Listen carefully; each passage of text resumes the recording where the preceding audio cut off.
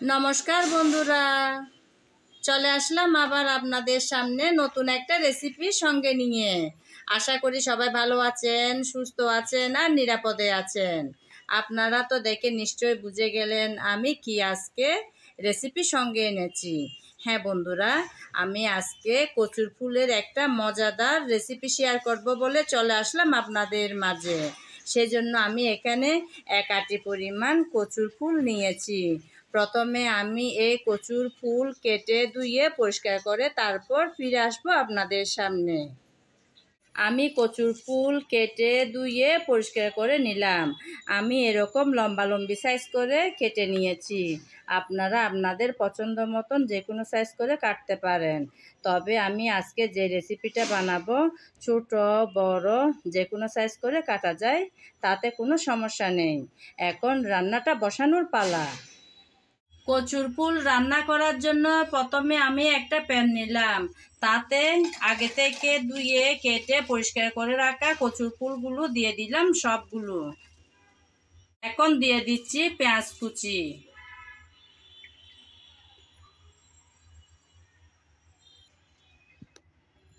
তারপর দিচ্ছি কাঁচামরিচ ফালি করে রাখা 4-5টার মতন, সেগুলো দিয়ে দিলাম। এখন দিচ্ছি আদা বাটা আর রসুন বাটা। এখন দিচ্ছি হলুদ, তারপর দিচ্ছি জিরা ধনিয়া পাউডার, তারপর স্বাদ মতো লবণ।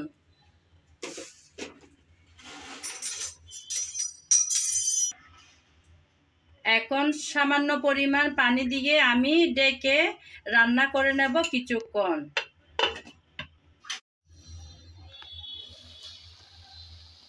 আমি ঢাকনা দিয়ে বেশ কিছুক্ষণ যাবৎ ভালোভাবে নেড়েচেড়ে সিদ্ধ করে নিয়েছি।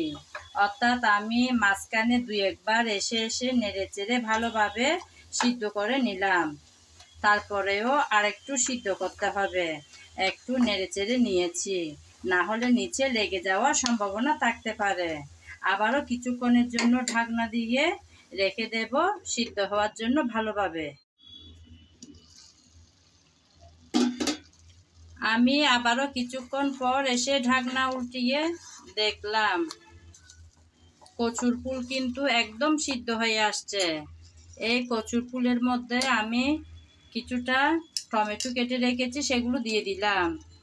বেশ অনেকটা পরিমাণ টমেটো, এখানে আমি 3টা টমেটো কেটে রেখেছিলাম, সেগুলো মিশিয়ে দিলাম।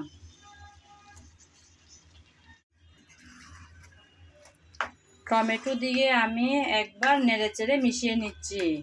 আমার আজকের রেসিপি যদি আপনাদের ভালো লেগে থাকে তাহলে আমার চ্যানেলটি সাবস্ক্রাইব করে আমার পাশে থাকবেন। আর যদি ফেসবুক পেজে দেখে থাকেন তাহলে পেজটি ফলো করে দেওয়ার অনুরোধ রইল। আমি তো টমেটো দিয়ে একবার নেড়ে নিয়েছিলাম, তারপরেও আবার একটা ডালঘুটুনি দিয়ে এভাবে ঘেটে নেব, কারণ আজকের কচুর ফুলটা রান্না করব আমি ঘেটে। তাই একটু ভালোভাবে এভাবে মিশিয়ে নেব। এই সময় কিন্তু বাজারে প্রচুর কচুর ফুল পাওয়া যায়, বাজারেও পাওয়া যায়, রাস্তায় অনেক সময় দেখা যায় ভ্যান গাড়িতে খুব সুন্দর করে কচুর ফুলগুলো সাজিয়ে বিক্রি করে।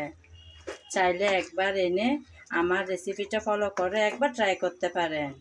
ভীষণ মজার হয় কিন্তু এই রেসিপিটা। আমি ভালোভাবে ঘেটে নিয়েছি। এখন চলে যাব পরবর্তী কাজে। কচুর ফুল আমি ভালোভাবে সিদ্ধ করে ঘেটে নিলাম। এখন আমি তেলে বাগা দেব, সেজন্য একটা প্যানে কিছুটা পরিমাণ তেল দিয়েছি। তেল গরম হয়ে গেল, এখন দিয়ে দিচ্ছি 2টা তেজপাতা সামান্য চিড়ে।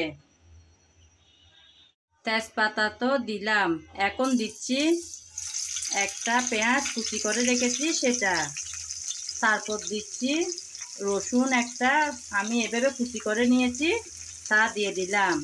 এখন রসুন পেঁয়াজ তেজপাতা নেড়েচেড়ে একটু ব্রাউন কালার করে ভেজে নেব।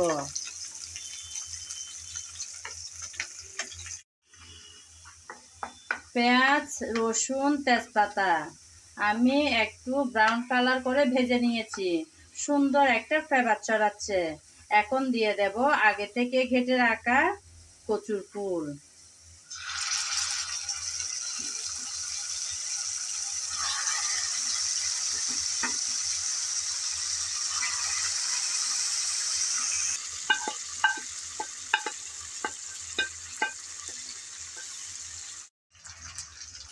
কচুর ফুলগুলো সব ঢেলে দিলাম।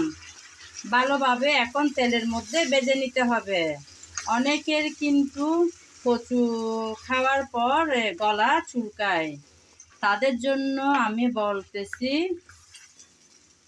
যদি ভালোভাবে তেলে ভেজে নেওয়া হয় তাহলে কিন্তু গলা চুলকানোর কোনো চান্সই থাকে না। আমি এভাবে করি, আমার কোনো সময় গলা চুলকায় না। আপনারা হয়তো দেখেছেন পুরো রান্নার মধ্যে আমি কোনো ধরনের টক ব্যবহার করিনি। অনেকে আছেন চুলকানোর ভয়ে, অর্থাৎ গলা চুলকানোর ভয়ে টক ব্যবহার করে থাকে। আমার বরমশাই কিন্তু টকটা পছন্দ করে না।